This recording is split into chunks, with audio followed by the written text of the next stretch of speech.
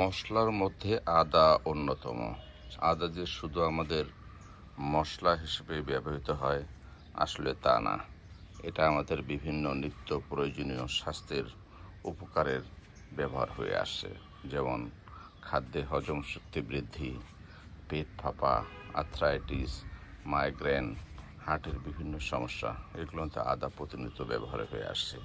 আপনি অতি সহজেই আপনার ছাদ বাগানে অথবা আপনার ঘরের বারান্দায় আদাগুলো চাষ করতে পারেন এবং এটা খুব সহজ। বস্তায় একটা বস্তায় 2 থেকে 3টি আদার দানা দিয়ে তার সাথে 3 ভাগ মাটি এবং 1 ভাগ গোবর মিশ্রিত করে ছাদ বাগানে মে মাসের দিকে আমি আদাগুলো লাগিয়েছিলাম। এখন আদাগুলো বেশ বড় হয়েছে। আমি যদি একটা টবে আপনাকে দেখাই, পূর্ণাঙ্গ আদার আকৃতি এখানে পেয়েছে। দেখেন, একটা টবে 10 থেকে 15টি কোষ বের হয়েছে এবং সবগুলোই অত্যন্ত সুস্থ সবল আছে।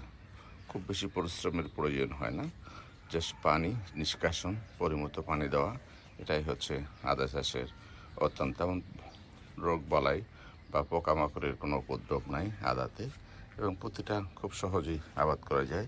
এবং নির্দিষ্ট শুধু আদা যে আদা হিসেবে ব্যবহার হয় তা না, এর পাতাগুলো আপনি বিভিন্ন সবজি হিসেবে ব্যবহার করতে পারেন, বিভিন্ন মশলা জাতীয় সবজি হিসেবে ব্যবহার করা যায়।